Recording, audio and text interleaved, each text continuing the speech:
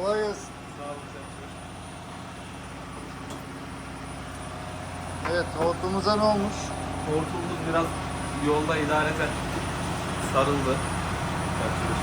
Evet, şimdi limana geldik. Stop ettik makineyi, yenisiyle değiştiriyoruz. Yeni başlayan arkadaşlar için rekorlara uymazsa ne yapıyoruz? Redüksiyon mu var? Aynen. Evet, redüksiyon niper. Bir çeyreği yarım parmağa çevirmişler. Eskiden söktüğümüz redüksiyonları takıyoruz. Rekorlar konik sıkma olduğu için bunları conta koymanıza gerek yok arkadaşlar. Ama diş olan yerler varsa onlara teflon sarmanız lazım. Kolay gelsin. Evet, içeride anlatamadık arkadaşlar. Yağ kulerinin deniz suyu devresinden kaçak vardı. Contalar bir klingerik bir lastik kullanılmış. Contalar deforme olmuş.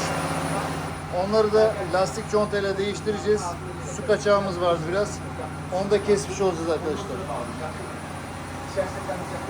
Hüseyin Türk Sönmez'de deniz seyahati dünyanın her tarafında olduğu gibi İtalya'da devam ediyor. Kendinize iyi bakın. Hoşça kalın. Allah'a emanet olun.